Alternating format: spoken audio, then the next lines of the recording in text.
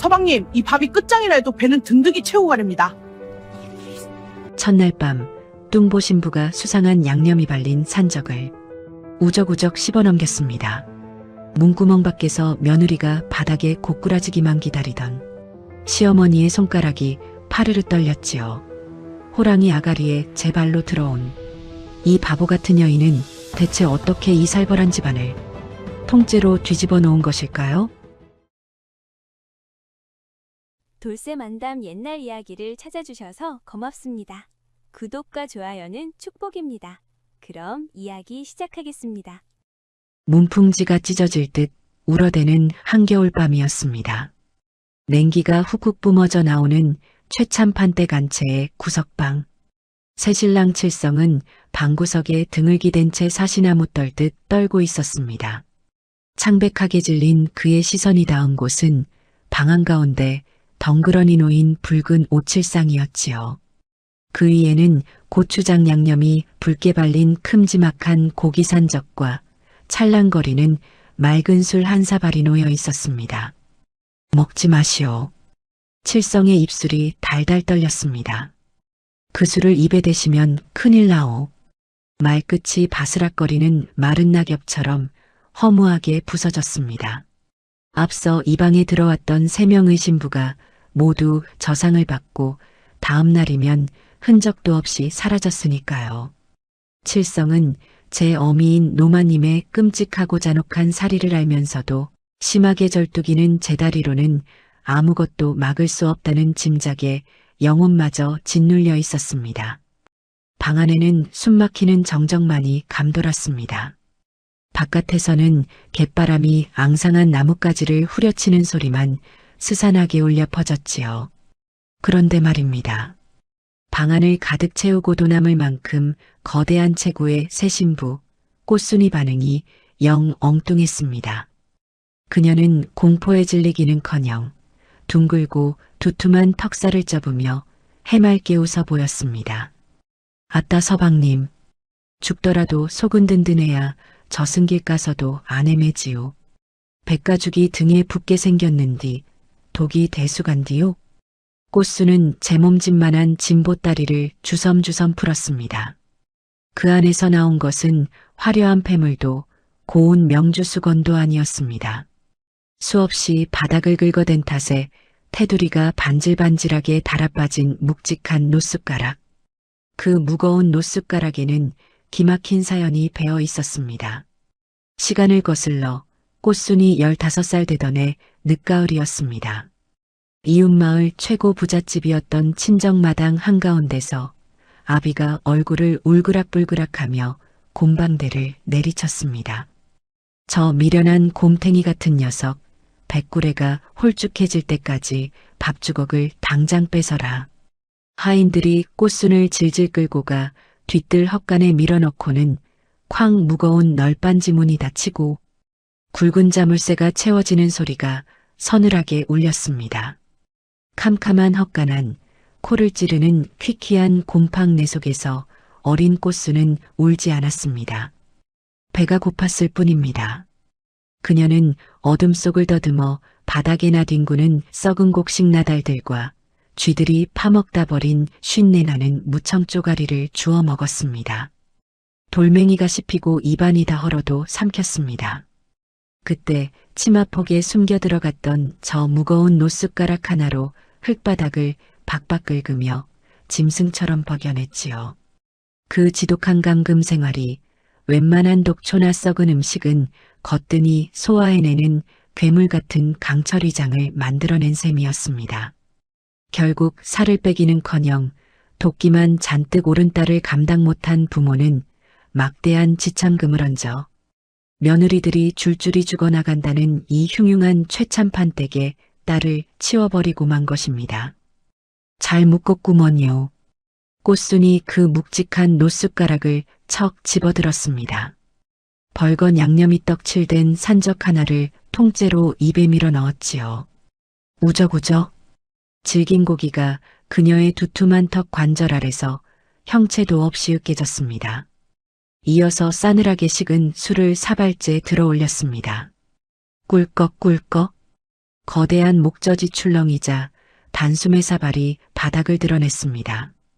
코끝을 찌르는 비릿하고 톡 쏘는 쾌쾌한 냄새가 방안을 맴돌았지만 꽃수는 오히려 입술을 핥으며 입맛을 다셨습니다. 아이고, 어머님이 간을 아주 짭짤하게 잘 맞추셨네요. 고기가 아주 연하네요. 칠성은 숨을 멈췄습니다. 눈앞에서 벌어지는 기괴한 광경에 넋이 나갈 지경이었습니다. 방금 꽃순이 삼킨 술사발 안에는 몹쓸 기운에 닿아 숯덩이처럼 변해버린 은수저가 미처 다 녹지 못한 수상하고 탁한 가루가 엉겨붙어 있었지요. 칠성은 마른 침을 삼켰습니다. 그는 덜덜 떨리는 손을 뻗어 아내 몰래 그 새까만 은수저와 사발 밑에 독찌꺼기를 제 소매춤에 깊숙이 숨겼습니다. 손끝에 닿은 서늘한 가루의 감촉에 등골이 오싹해졌습니다. 바깥에서는 사르르듯 차가운 밤바람이 불어대고 있었습니다. 안채 뒤뜰 처마 밑에 웅크린 하녀들이 언손을 호호 불며 숨죽여 속삭였습니다. 쯧쯧, 이번 신부도 불쌍하게 됐네. 덩치가 산만하면 뭐해. 내일 아침이면 또 뒷문으로 거적이 나가겠구먼. 쉿, 입 다물어. 안방마님 들으실라. 하녀들의 시선이 닿은 곳, 구석방 방문 앞에는 그림자 하나가 꼿꼿하게 서 있었습니다. 최참판댁의 실세, 노마님이었습니다. 그녀는 창호지에 뚫어놓은 작은 문구멍에 핏발선 눈을 바짝 가져다 대고 있었습니다. 그래, 마셔라. 꿀꺽꿀꺽 마시고 그대로 바닥에 대자로 낮아빠지는 꼴을 봐야겠다. 그래야 이 집안 흉흉한 애군이 저것과 함께 싹 쓸려나갔다고 소문을 낼 것아니냐. 노마님의 마르고 앙상한 손가락이 문틀을 신경질적으로 긁어댔습니다. 손톱 밑으로 나무가시가 파고드는 줄도 모를 만큼 사리가 번뜩였지요. 하지만 문구멍 너머로 보이는 풍경은 그녀의 기대를 처참하게 조롱하고 있었습니다. 탈이 나서 알아눕기는커녕 꽃수는 혀를 날름거리며 상의에 남은 고추장 양념까지 노숟가락으로 딱딱 긁어먹고 있었습니다. 달그락 달그락. 빈 녹그릇 부딪히는 소리만 무심하게 방안을 울렸습니다. 마침내 붉은 오칠상이가 가뭄든 논바닥처럼 깨끗하게 비워졌습니다. 꽃순이 만족스러운 듯 거대한 배를 통통 두드렸습니다. 바로 그 순간이었습니다. 어이쿠야. 꽃순의 두 눈이 화등잔만하게 번쩍 뜨였습니다. 꽉 쥐고 있던 무거운 노숟가락이 방바닥으로 툭 떨어지며 둔탁한 소리를 냈습니다. 그녀는 양손으로 남산만한 배를 콱 움켜쥐었습니다. 두꺼운 목줄기에 시퍼런 핏대가 솟구치고 목구멍에서 짐승 같은 거친 숨소리가 터져나왔습니다. 버텨야 했습니다. 산만한 덩치가 비바람 맞은 고목나무 마냥 기우뚱기우뚱하더니만 이내 빈 그릇만 댕그라니 남은 술상 위로 천둥치듯 쿵하고 엎어져 버렸지요. 와장창 녹그릇들이 사방으로 굴러떨어지는 요란한 소리와 함께 뚱보 신부의 몸이 미동도 없이 굳어버렸습니다. 방 안에는 질식할 것 같은 무거운 정적만이 짓누르고 있었습니다. 부인, 제발 눈 좀 떠보시오. 칠성에 찢어지는 비명이 방 안을 울렸습니다. 사색이 되어 쓰러진 거구의 아내를 부둥켜 안고 흔들어 깨우려던 찰나였지요. 창호지 문 구멍 밖에서 이 꼴을 훔쳐보던 노마님의 입꼬리가 기괴하게 말려 올라갔습니다. 우에액. 꽃순이 등이 크게 들썩이더니 거무죽죽하고 탁한 덩어리가 바닥으로 쏟아졌습니다. 코를 찌르는 매캐하고 퀴퀴한 냄새가 확 풍겼지요. 그녀가 무너진 건 끝장이 나서가 아니었습니다. 그녀의 강철 같은 위장이 밤새 몸속으로 퍼지려던 속에 얹혀있던 몹쓸 가루들을 고기 덩어리와 함께 한데 뭉쳐 바깥으로 뱉어내버린 것입니다. 푸아. 꽃순이 두툼한 손등으로 입가를 벅벅 닦아내며 털썩 주저앉았습니다. 아이고 서방님. 지가 고기를 안 씹고 넘겼더니 단단히 얹혔었나 봐요. 인자야 묵은 체증이 싹 내려가네요. 칠성은 벌어진 입을 다물지 못한 채 엉덩방아를 찧었습니다. 문구멍 밖에서 숨을 죽이던 노마님은 헛바람을 들이켜며 뒷걸음질을 쳤지요. 마른 발 뒤꿈치가 마루에 걸려 하마터면 뒤로 나자빠질 뻔했습니다. 치사량 이비상을 먹고도 그저 급체한 사람처럼 털어버리는 바위덩어리 같은 며느리가 들어앉은 셈이었습니다. 다음 날 아침이 밝았습니다. 칼바람이 매섭게 몰아치는 마당에서 빗을 소리가 사각사각 울렸습니다. 꽃순이었습니다. 낡은 무명저고리 하나만 걸친 채 밤새 무릎 높이까지 쌓인 눈을 묵묵히 쓸어내고 있었지요.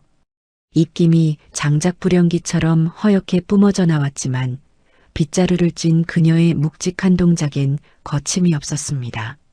안채대청 마루에는 밤새 한숨도 못 잔 노마님이 벌건 눈으로 그 모습을 노려보고 있었습니다. 그녀의 턱 관절이 부들부들 떨렸습니다. 질긴 목숨 같으니라고 감히 내가 내린 밥상을 받고도 살아남아? 노마님의 신경질적인 눈짓에 하녀가 헐레벌떡 소반 하나를 들고 별채마루로 향했습니다. 꽃순과 칠성의 아침상이었습니다. 밥상을 마주한 칠성 이고개가 푹 수그러들었습니다. 안채 쪽에서는 아침부터 고소하게 기름을 두른 생선 굽는 냄새가 담장을 넘어오고 있었지만 부부의 소반이에는 살얼음이 낀 차가운 조밥 한 그릇과 말라비틀어진 짠지 면 조각이 전부였습니다. 그리고 그 옆에는 어제보다 훨씬 독하게 달인 듯한 새까만 탕약 한 사발이 놓여 있었지요. 꽃수는 빗자루를 내려놓고 털썩 주저앉았습니다.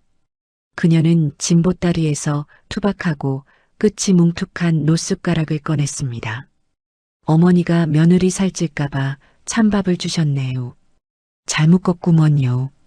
꽃수는 꽁꽁 원조밥을 노숟가락으로 푹푹 부서 입에 우겨 넣었습니다. 이어서 새까만 탕약을 사발째 들어 단숨에 비워냈습니다. 시퍼런 도끼가 식도를 타고 넘어가는데도 얼굴색 하나 변하지 않았습니다.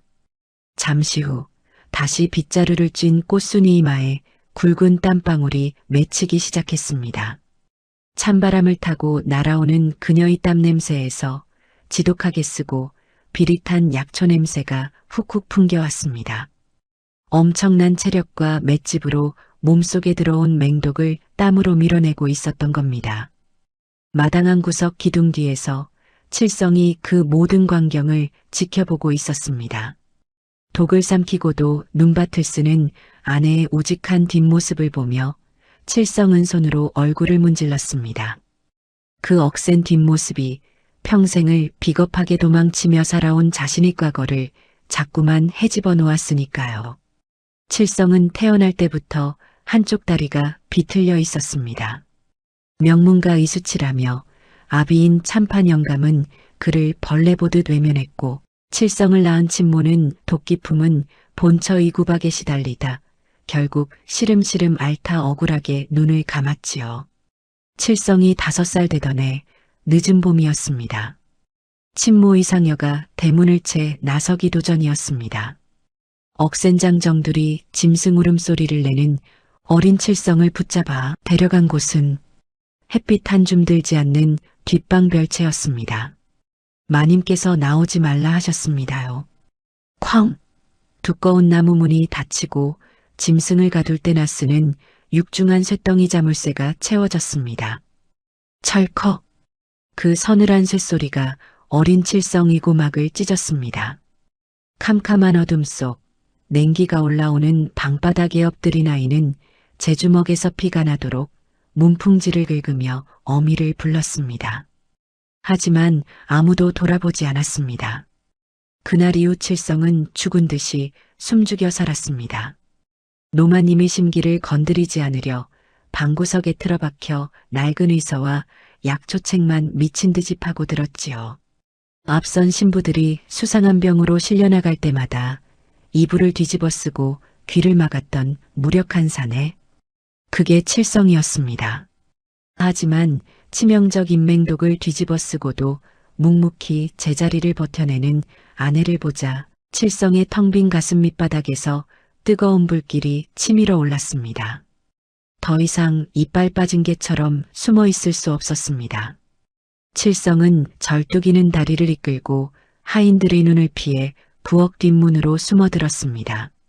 설거지통 옆에 꽃순이 비워둔 빈 탕약사발이 나뒹굴고 있었지요. 그가 품속에서 날이 시퍼렇게 선 작은 조각 칼을 꺼냈습니다.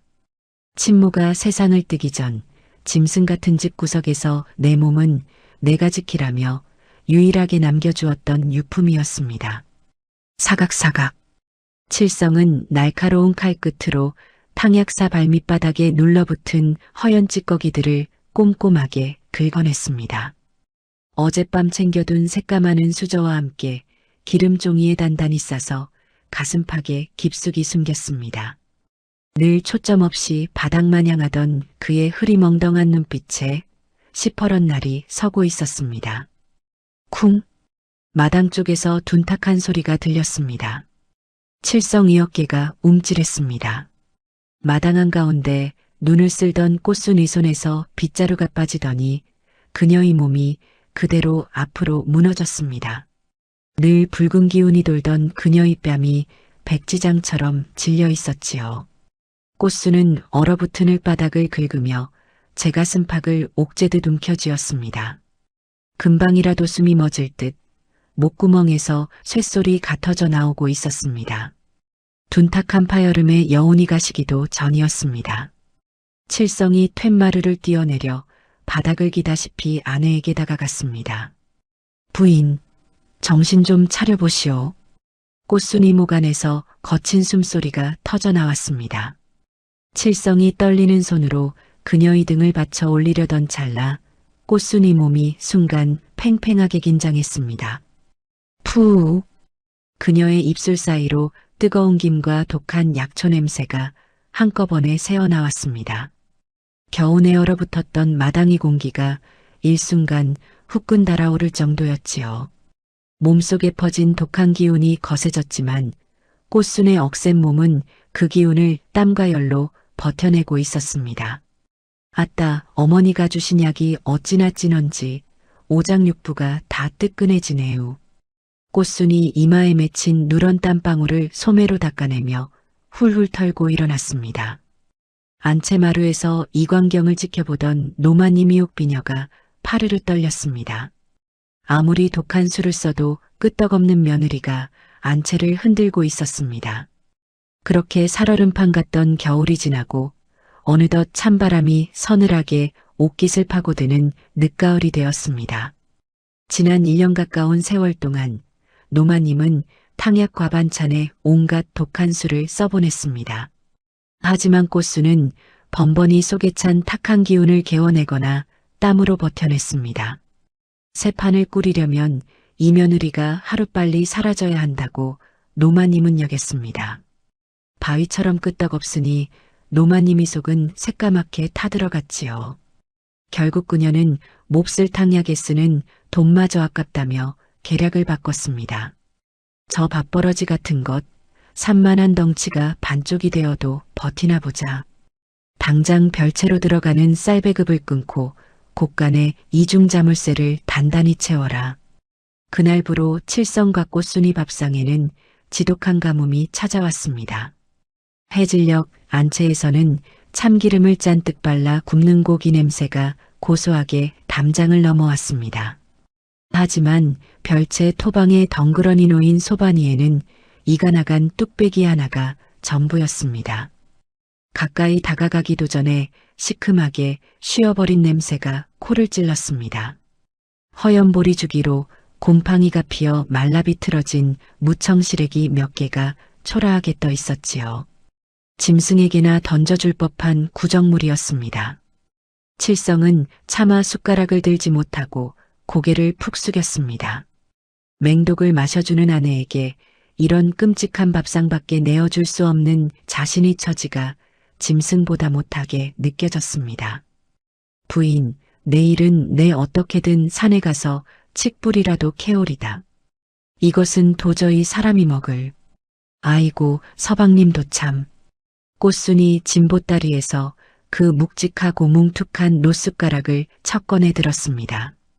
어린 시절 캄캄한 친정업간에 갇혀 흙바닥에 썩은 나다를 긁어먹던 날들에 비하면 이 쉰죽은 진수성찬이었지요. 푹푹 커다란 노숟가락이 뚝배기 바닥을 부서져라 긁어댔습니다. 꽃수는 남편을 향해 둥근 턱살을 접으며 해맑게 웃어 보였습니다. 어머니가 그래도 며느리 굶어 죽을까봐 이리 곡기를 챙겨주시니 감사할 따름이지요. 참말로 달구먼요. 그녀가 씩씩하게 죽을 넘길 때마다 칠성이 가슴 속에서는 시퍼런 우라가 엉겨붙었습니다. 칠성은 별채에 갇혀 지내던 지난 15년 동안 유일한 낙이자 생존 방식으로 낡은 이설을 파고들었습니다. 언젠가 자신도 앞선 신부들처럼 독에 당할지 모른다는 짐작에 죽은 친모의 옛 심부름꾼이 몰래 던져주던 약초책들을 달달 외우며 지식으로 버텨왔지요. 그 의서의 기억이 칠성의 머릿속을 스쳤습니다. 아무리 강한 몸이라도 오래 쌓인 독한 기운과 굶주림이 겹치면 결국 안에서부터 무너지게 마련이었습니다. 아내의 맑은 웃음 뒤로 점점 거칠어지는 숨소리와 핏기가 가시는 입술이 칠성이 눈에 들어왔습니다. 몸속의 묵은 독을 완전히 씻어내고 끊어진 기력을 잇기 위해서는 험산 절벽에만 자란다는 희귀한 약초 천년초의 뿌리가 반드시 필요했습니다. 다음 날 낮 칠성은 절뚝이는 다리를 이끌고 장터약재상 황가를 찾아갔습니다. 산이지세를 묻기 위함이었지요. 황가는 먼지 쌓인 약재를 털어내며 칠성의 남루한 행색을 위아래로 훑어보았습니다. 날이 천년초는 뒷산 가장 험한 범바위 절벽 끄트머리에 나가야 구경할 수 있음있죠. 헌데 황가는 칠성의 뒤틀린 다리를 힐끗 보며 혀를 끌끌 찼습니다. 쯧쯧 성안산에도 발을 엇디디면 뼈도 못 추리는 곳인데 나리다리로는 어림도 없으니 일찌감치 포기하시지요. 목숨 귀한 줄 아셔야지. 방광과 조롱이 섞인 얄팍한 시선이었지만 칠성은 묵묵히 고개를 끄덕이고 돌아섰습니다.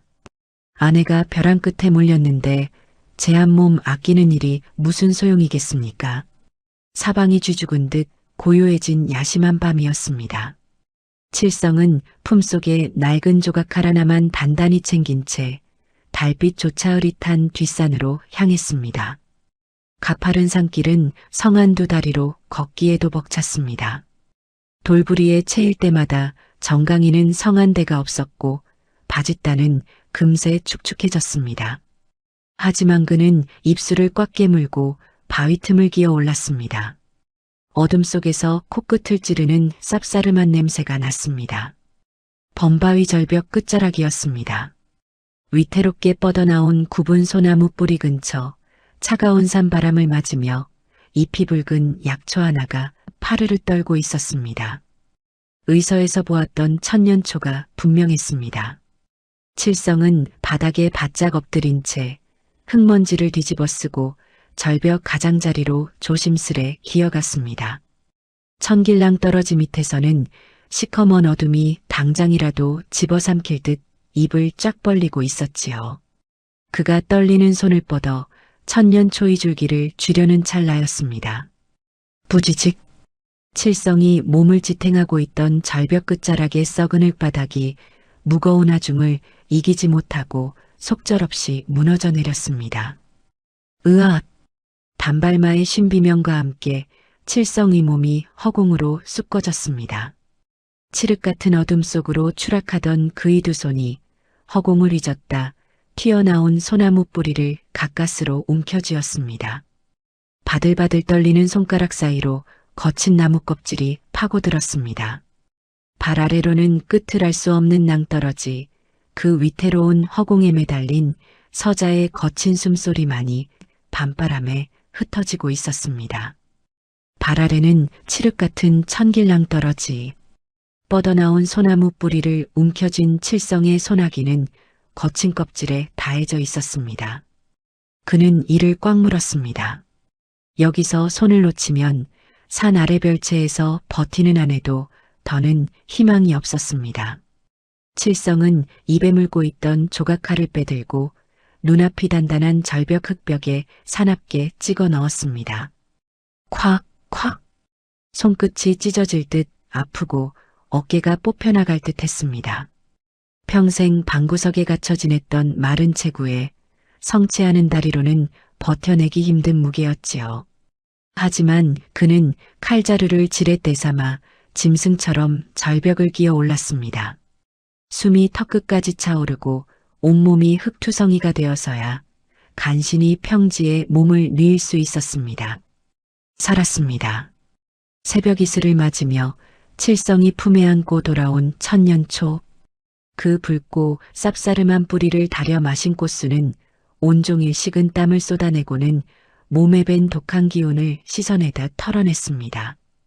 그렇게 죽을 고비를 넘기고 어느덧 꽃순이 이 집에 시집 온 지 2해 반이라는 긴 세월이 흘렀습니다. 산천이 꽁꽁 얼어붙는 혹한 이 겨울이 다시 찾아왔습니다. 안채인 오마님은 속이 문드러지다 못해 시커먼 숫덩이가 될 지경이었지요. 온갖 독한 수를 써도 버텨내고 곡간을 잠가도 짐승 같은 체력으로 펄펄 날아다니니 결국 노마님은 며느리를 향해 아주 자애롭고 너그러운 결단을 내렸습니다. 우리 며느님이 이리 기력이 철철 넘치시니 집안 살림의 보탬이 되도록 뒷산자 갈밭을 내어주마. 올겨울 안으로 그곳을 다 파서 옥토로 일구어 놓거라. 아이고, 참으로 눈물겨운 시어머니의 내리사랑이었습니다. 말이 자갈밭이지 사람 머리통만한 돌들이 얼어붙은 흙과 단단히 엉겨붙어 있는 버려진 황무지였습니다. 겉으론 살림을 맡긴다 했지만 속내는 그 돌밭에서 기력을 다 빼놓겠다는 계산이었습니다. 매서운 북풍이 벌거벗은 나뭇가지들을 귀신처럼 때리고 있었습니다. 꽃수는 얄꼬해진 무명저고리 하나만 걸친 채 살얼음이 낀 돌밭에 엎드려 있었습니다. 곡괭이나 삽 같은 번듯한 쇠연장이 주어질 리 만무했습니다. 그녀는 뭉툭해진 맨손으로 얼어붙은 흙덩이를 파내고 거대한 무릎으로 바위를 밀어 올렸습니다. 아따, 돌멩이들이 아주 땅바닥이랑 백년가약을 맺었는갈래? 징하게도 안 떨어지네요. 거친 입김을 뿜어내며 악착같이 돌을 치우는 꽃순. 부잣집 여식으로 태어났으나 장대한 체구 탓에 가문이 수치로 여겨졌던 세월이었습니다. 친정 식구들의 모진 멸시와 굶주림 속에서도 어떻게든 버텨냈던 그 징글징글한 생존 본능이 이 참혹한 겨울산에서 여실히 빛을 발하고 있었던 겁니다. 마침 그 돌밭 바로 아래 굽은 산길로 8명 의장정임에는 큰 가마 하나가 지나가고 있었습니다. 문중의 최고 어른인 최숙부의 행차였지요. 두툼한 털옷을 껴입고 답답한 듯 가마의 나무 들창을 반쯤 밀어 올렸던 숙부의 두 눈이 커졌습니다. 불과 몇 발짝 위 비탈진 돌밭에서 짐승 같은 거친 숨소리가 들려왔기 때문입니다. 거리가 워낙 가깝다 보니 훤히 보였습니다. 바위에 매달린 조카 며느리의 손은 혹독한 노동에 짓눌려 있었고 눈밭엔 그 처절한 분투의 흔적이 흩어져 있었습니다. 쯧쯧. 숙부는 미간을 깊게 찌푸렸습니다. 앞서 들어온 조카 며느리들이 하나같이 자취를 감추고 이번 며느리마저 눈 덮인 돌밭으로 내몰린 판이니 숙부가 노마님의 서늘한 속내를 모를 리 없었습니다. 하지만 최참판 댁의 거대한 재력에 문중 전체가 기대어 사는 판국이었습니다. 돈줄을 쥐고 있는 재수의 심기를 거스를 수는 없었지요. 탁! 숙부는 차가운 눈바람을 핑계 삼아 들창을 거칠게 닫아버렸습니다. 비겁하고 차가운 방관이었습니다. 해가 지고 짙은 어둠이 깔렸습니다.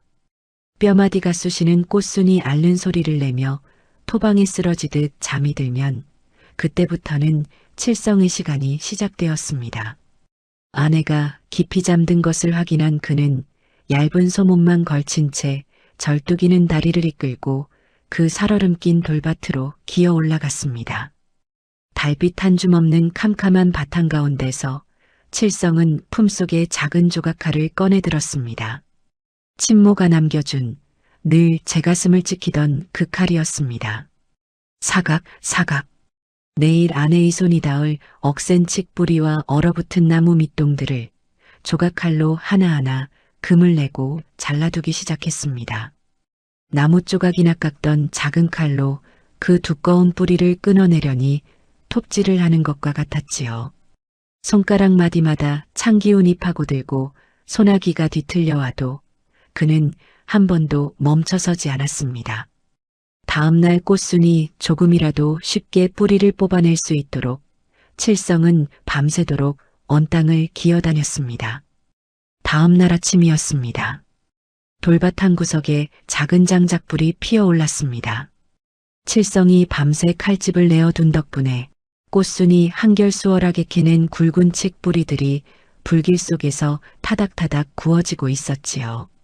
서방님, 이거 한 입 드셔보셔요. 아주 달달하니 꿀맛이네요. 꽃순이 새까맣게 탄 칡뿌리를 툭 잘라 칠성에게 내밀었습니다. 그녀의 손등은 온통 긁히고 흙투성이가 되어 거칠게 일어나 있었습니다. 칡을 받아드는 칠성의 손끝 역시 밤사이의 사투를 말없이 품고 있었습니다. 거칠고 상처투성이인 두 손이 모락모락 김이 나는 칡뿌리 위에서 애틋하게 닿았습니다. 그 어떤 호화로운 진수성찬보다 따뜻한 겨울 돌밭의 밥상이었습니다. 칠성은 목이 메어 칡을 씹지도 못하고 고개만 끄덕였습니다. 오후가 되자 하늘이 잿빛으로 변하더니 굵은 눈발이 치기 시작했습니다. 가혹했던 돌밭 개간도 어느덧 막바지에 다다랐습니다. 밭 한가운데 떡하니 버티고 있는 사람만한 거대한 바위 하나만 비탈 아래로 밀어내면 끝이었지요. 꽃수는 두툼한 어깨를 바위에 찰싹 밀착시키고 젖먹던 힘까지 쥐어짜냈습니다. 으라차차, 우지직. 마침내 꽁꽁한 흙바닥이 갈라지며 바위가 덜컥 밀려 올라갔습니다. 그런데 며칠 동안 주변의 언땅을 파헤친 탓에 바위 밑에 집안이 텅 비어 있었던 겁니다. 부인, 조심하시오. 아래쪽에서 나뭇가지를 줍던 칠성이 다급한 비명이 눈보라를 갈랐습니다. 기우뚱, 밀려 올라가던 거대한 바위가 중심을 잃더니 허공에서 뒤로 확 쏠려버렸습니다. 육중한 돌덩이가 중심을 잃고 그대로 꽃순 쪽으로 굴러내렸습니다. 피할 곳은 없었습니다. 칠성의 다급한 비명이 쌩쌩 부는 눈보라를 찢었습니다. 거대한 바위가 맹렬한 속도로 밀려들었습니다. 숨고를 틈조차 허락되지 않는 찰나였습니다. 피할 틈조차 없는 순간이었습니다. 하지만 꽃수는 두 눈을 질끈 감거나 비명을 지르지 않았습니다. 순간 그 육중한 몸이 짐승 같은 반사신경이 튀어나왔습니다. 으흡! 그녀는 두꺼운 허벅지에 젖먹던 힘을 쥐어짜내어 꽁꽁 언 땅을 거칠 개박차고 옆으로 몸을 냅다 던졌습니다. 바위를 정면으로 막는 대신 비탈진 흙바닥으로 둥근 몸통을 거침없이 굴려버린 것이지요. 육중한 돌덩이가 매섭게 바람을 가르며 꽃순의 두툼한 어깨를 퍽 스치고 지나갔습니다. 눈밭 뒤로 거대한 몸이 두어 바퀴 뒹굴었지만 그 질긴 맷집 덕에 치명상은 피했습니다. 조금만 굼떴더라면 그 자리에서 그대로 버티지 못했을 겁니다. 꽃순이 있던 자리를 무자비하게 쓸고 지나간 바위는 이내 비탈 아래 계곡으로 쿠당탕 굴러떨어졌습니다. 휴, 하마터면 큰일 날 뻔했네요. 거친 숨을 몰아쉬던 꽃순이 툭툭 흙먼지를 털어냈습니다. 칠성은 다리가 풀려 주저앉은 채 말없이 아내의 거칠고 커다란 손을 꽉 쥐었습니다. 지독했던 눈보라가 거치고 봄이 지나 어느덧 훅훅 찌는 뼈약볕이 내리쬐는 한여름이 되었습니다. 꽃순이 이 지옥 같은 최참판댁에 시집 온 지도 꼬박 3년이 되는 해였지요. 사형선고나 다름없던 겨울 돌밭은 어찌 되었을까요? 참으로 기가 막힐 노릇이었습니다. 얼어붙은 바위를 맨손으로 다 파내버린 그 자리에 굵고 푸른 수숫대가 어른허리춤을 훌쩍 넘게 무성하게 자라난 기름진 옥토가 펼쳐져 있었습니다. 매미 소리가 귀청을 때리는 한낮이었습니다. 꽃수는 밭고랑에 쪼그려 앉아 부지런히 수수밭의 억센 잡초를 뽑아내고 있었습니다. 낡은 무명 저고리 위로 땀방울이 비오듯 쏟아졌지요. 그녀는 한가득 쏟아낸 잡초 더미를 밭고랑에 널어두고 산 아래 맑은 개울가로 내려갔습니다. 첨벙 시원한 개울물에 거친 얼굴을 푹 담그고 땀을 씻어냈습니다. 뼛속까지 시린 차가운 물살과 푸릇한 풀내음. 그 어떤 고된 노동도 꽃순의 강인한 생명력을 꺾을 수는 없었습니다. 하지만 안채의 분위기는 달랐습니다. 노마님은 하루가 멀다고 화병이 도져 가슴을 쳤습니다. 독한 탕약을 먹여도 살아나 곡간을 잠그고 쉰내 나는 죽만 줘도 버텨 한겨울 돌밭에 던져놨더니 기어코 밭을 일구어 옥토로 만들어버리니 돌아버릴 지경이었지요. 결국 겉으로 고상한 척, 자애로운 척하던 노마님이 이성도 한계에 달하고 말았습니다. 그런데 노마님이 이성을 잃고 조급하게 발악하는 사이 칠성 역시 방구석에 숨어만 있지 않았습니다. 꽃순이 맨몸으로 돌밭을 일구며 시어머니의 시선을 온통 끌어모으는 동안 칠성은 유령처럼 안채를 맴돌았습니다. 그는 뙤약볕이 가장 뜨거운 정오, 노마님이 두통으로 오수를 즐기는 틈을 타 감시가 소홀해진 안채 서재로 숨어들었습니다. 오랫동안 숨죽여 살며 집안의 구석구석을 훤히 깨고 있던 칠성이었습니다. 그는 병풍 뒤 비밀 서랍을 조심스레 열어 두툼한 장부 하나를 빼냈습니다. 그것은 다름 아닌 앞서 들어왔다 소리 소문 없이 사라진 신부들의 전답을 노마님이 몰래 제명의로 가로챈 이면 장부였습니다. 장부를 넘기는 칠성의 마른 손이 부들부들 떨렸습니다. 아내를 사지로 몰아넣은 노마님의 치부가 그 낡은 종이 뭉치 안에 고스란히 담겨 있었으니까요. 그날 밤 별채방 안에는 무거운 침묵이 흘렀습니다. 칠성은 품속에서 빳빳한 기름종이를 꺼냈습니다. 그 안에는 첫날 밤부터 꽃순이 탕약사발에서 긁어모았던 새까만 비상찌꺼기들과 낮에 빼돌린 조작장부를 함께 넣어 단단히 밀봉했습니다. 그것을 제 가슴팍 깊숙한 곳에 품는 칠성이 눈빛은 예전에 그 체념하던 핏기 없는 눈이 아니었습니다. 깊고 서늘한 도끼가 벼려져 있었지요. 한편 해가 지고 어둠이 짙게 깔린 최참판댁 마당구석.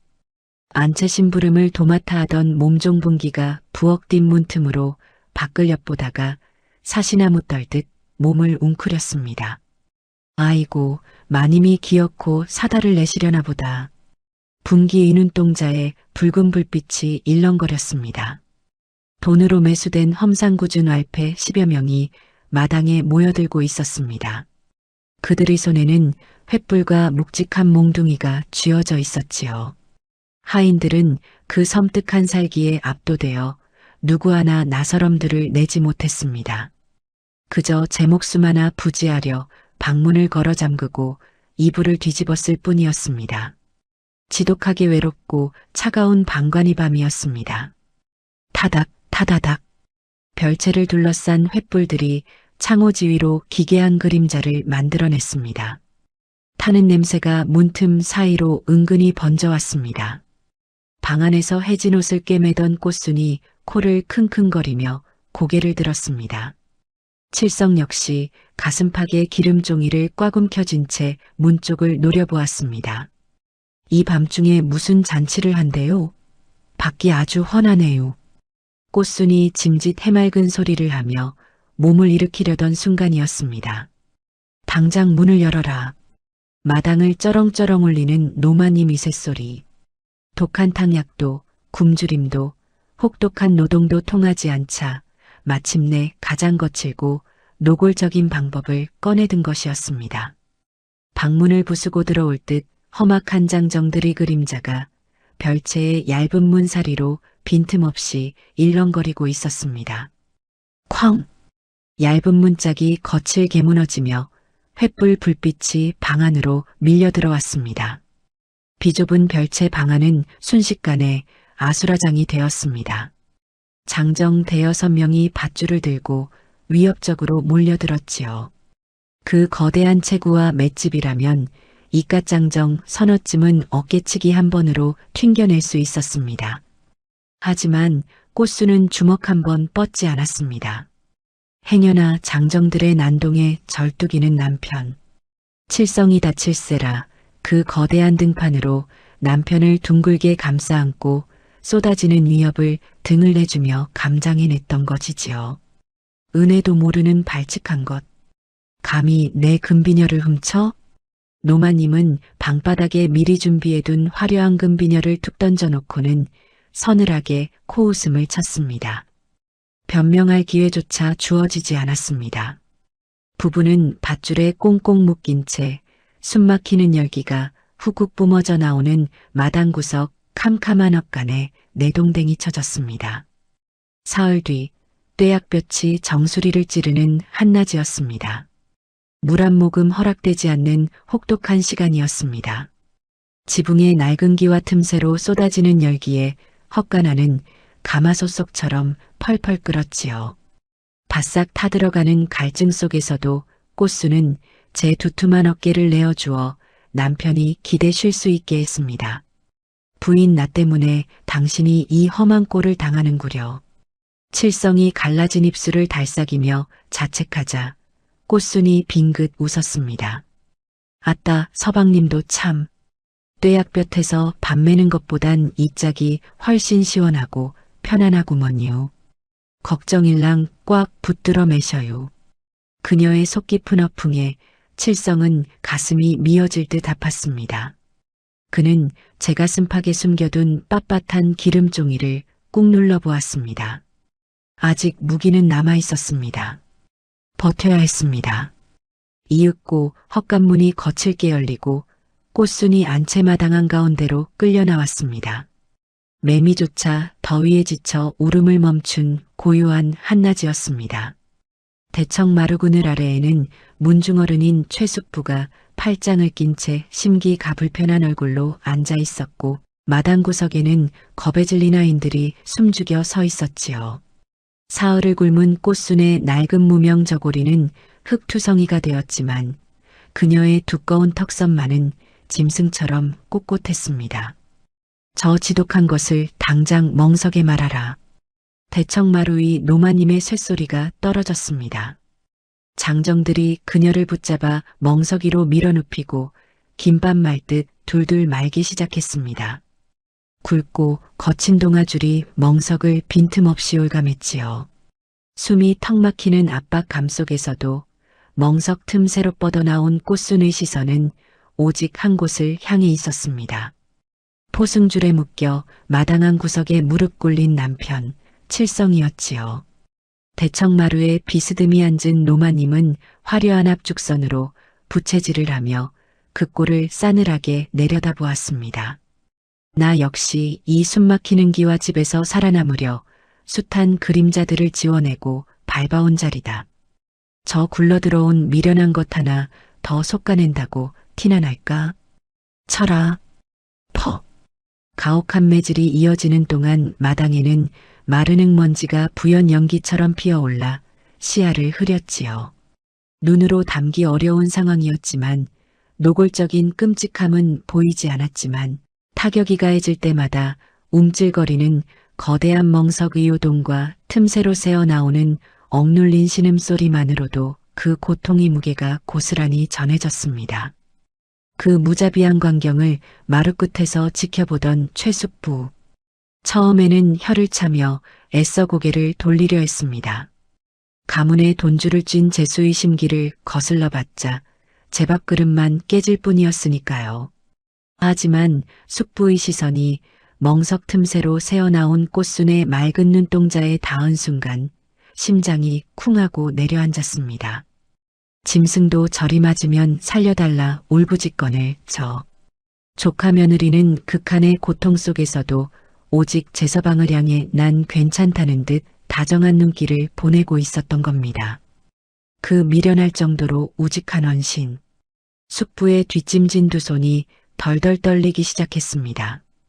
두껍게 얼어붙어 있던 그의 이기적인 양심에 쩍하고 금이 가는 순간이었습니다.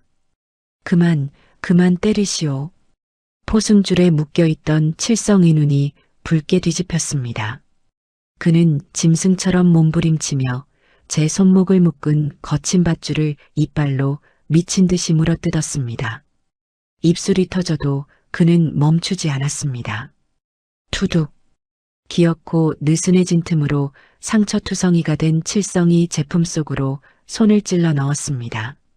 친모가 남겨주었던 유품, 언 땅에 묻힌 칡뿌리를 밤새 끊어내던 바로 그 작은 조각칼이었습니다. 부인. 칠성은 절뚝이는 다리로 흙먼지를 뚫고 전속력으로 달려들었습니다. 내 아내에게서 그 더러운 손 떼시오. 서걱. 칠성이 조각칼을 쥔 손을 허공에 휘두르며 꽃순을 올가맨 두꺼운 멍석 의동아줄을 필사적으로 끊어내기 시작했습니다. 아무리 작고 볼품없는 칼이라도 아내를 살리겠다는 사내의 처절한 도끼가 실리자 굵은 밧줄이 비명처럼 투둑투둑 뜯어져 나갔습니다. 마침내 줄이 풀리자마자 칠성은 온몸을 던져 멍석 안에 흙투성이가 된 아내를 꽉 껴안았습니다. 매는 이제 내가 대신 맡겠다는 가장 작고 마른 사내의 가장 거대한 방패였지요. 하지만 폭력에 취한 왈패 하나가 흉흉하게 웃으며 칠성의 등 뒤로 바짝 다가왔습니다. 그가 꽃순을 감싸 안은 칠성의 등을 향해 몽둥이를 위로 들어 올렸습니다. 몽둥이가 허공을 가르며 그대로 내려오려던 바로 그 순간이었습니다. 당장 멈추지 못할까? 벼락 같은 호통이 뙤약변 내리쬐는 마당을 쩌렁쩌렁 울렸습니다. 대청마루에서 쿵쿵 거친 지팡이 소리를 내며 뛰어내려온 사람은 다름 아닌 최숙부였습니다. 가문이 돈줄을 쥐고 흔드는 제수의 눈치만 보며 차갑게 방관하던 그 굳은 양심이 기어코 서방을 감싸 안은 조카 며느리의 미련한 헌신 앞에서 산산조각이나 버린 겁니다. 명색이 사대부가 이한 채에서 대낮에 어찌 이리 참혹한 일을 벌이는가. 문중이 어른인 내가 두 눈 시퍼렇게 뜨고 살아있거늘 숙부의 불호령에 몽둥이를 치켜들었던 왈패가 흠칫 놀라 뒷걸음질을 쳤습니다. 폭력 위고리가 끊어지는 그 짧은 틈이었습니다. 부인, 조금만 버티시오. 칠성이 상처투성이가 된 손으로 제 가슴팍을 꽉 움켜쥐었습니다. 그 안에는 3년을 숨죽여 모아온 빳빳한 기름종이가 들어있었지요. 그는 흙먼지를 뒤집어 쓴 꽃순을 숙부의 등 뒤로 밀어넣고는 절뚝이는 다리를 이끌고 대문을 향해 필사적으로 내달리기 시작했습니다. 사색이 된 노마님이 장정들에게 잡아오라 소리쳤지만 숙부가 앞을 가로막고 지팡이를 휘두르며 시간을 벌어주었습니다. 해가 뉘엿뉘엿 넘어가고 붉은 노을이 마당을 서늘하게 물들릴 무렵이었습니다. 척척척척 무거운 발소리가 지축을 울렸습니다. 굳게 닫혀있던 대문이 벌컥 열리며 무장한 광군들이 쏟아져 들어와 최참판댁 마당을 겹겹이 에워쌌습니다. 번뜩이는 창칼들 사이로 묵직한 관복을 입은 관찰사가 걸어 들어왔습니다.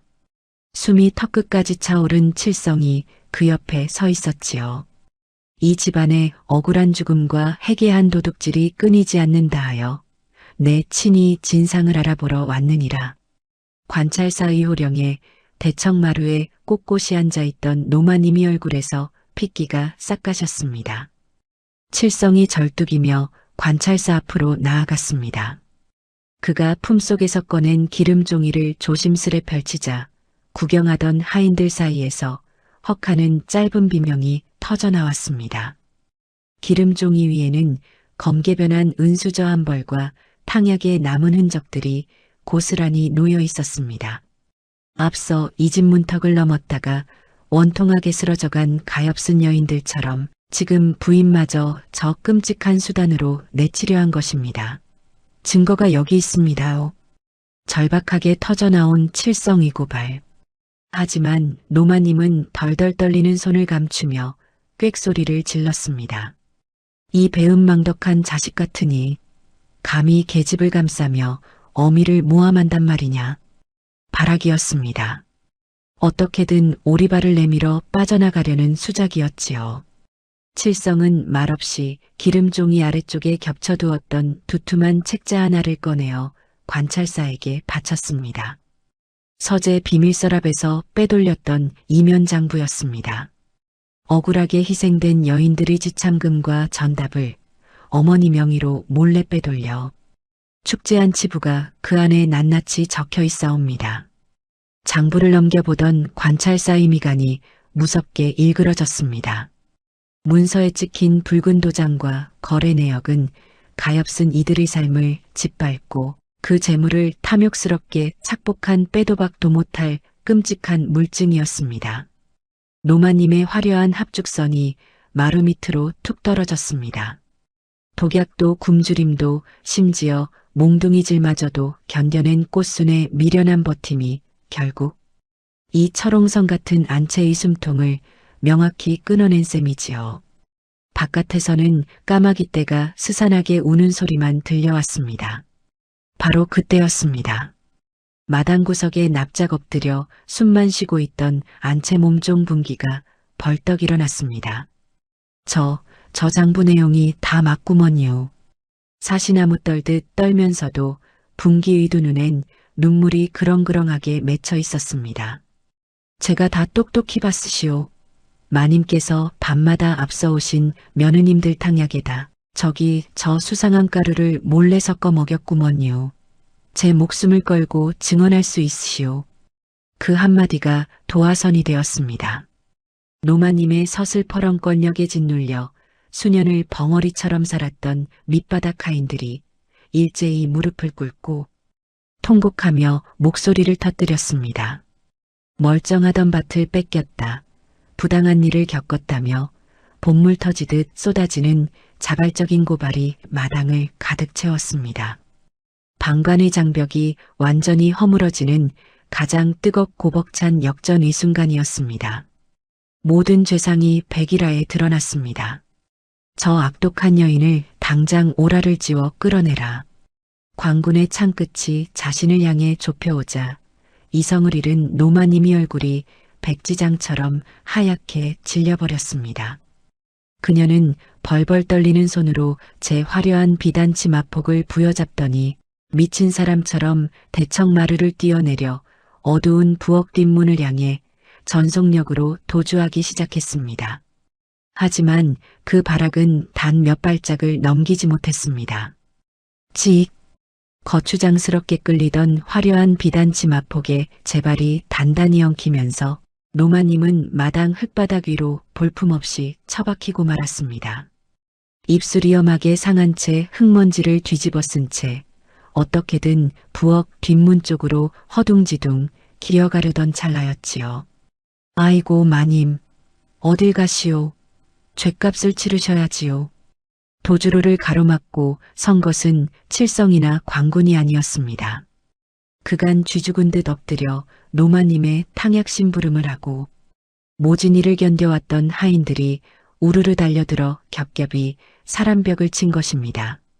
아무리 잔인한 계략을 꾸미고 돌밭에 던져놔도 쓰러지지 않았던 꽃순의 징글징글한 버팀이 결국 이 집안 가장 밑바닥. 사람들의 두려움마저 깨부수고 용기를 쥐어준 셈이었습니다. 당장 저 죄인을 묶어 꿀려라. 광군이 오라가 노마님의 목과 손목을 단단히 묶어냈습니다. 대청마루의 우뚝 선 관찰사가 마당을 가득 채운 구경꾼들과 문중어르신들 들으라는 듯 쩌렁쩌렁한 목소리로 준엄한 판결을 내리꽂았습니다. 무고한 여인들의 해치고 그 재물을 착복한 죄가 이토록 명백하다. 저 악독한 죄인의 모든 재산을 몰수하고 당장 관하로 압송하여 평생 관노비로 부리도록 하라. 관군들이 안채 구석구석을 뒤져 장부에 적힌 땅 문서와 금부치들을 낱낱이 마당에 끌어내자 이를 지켜보던 숙부와 문중 어르신들도 부끄러움에 고개를 푹 숙인 채 입을 다물었습니다. 으리으리한 기와집 안방에서 남의 희생을 딛고 군림하던 실세가 하루아침에 모든 재산을 몰수당하고 관노비로 떨어져 끌려가는 순간이었습니다. 표독스럽던 그녀의 뒷모습 위로 차가운 흙먼지만이 조롱하듯 흩날렸습니다. 그로부터 계절이 3번이나 바뀌었습니다. 담장 너머로 연분홍 진달래가 흐드러지게 피어나는 따뜻한 봄날이었지요. 최참판댁 안채마당이 아침부터 고소하고 눅진한 냄새로 진동을 했습니다.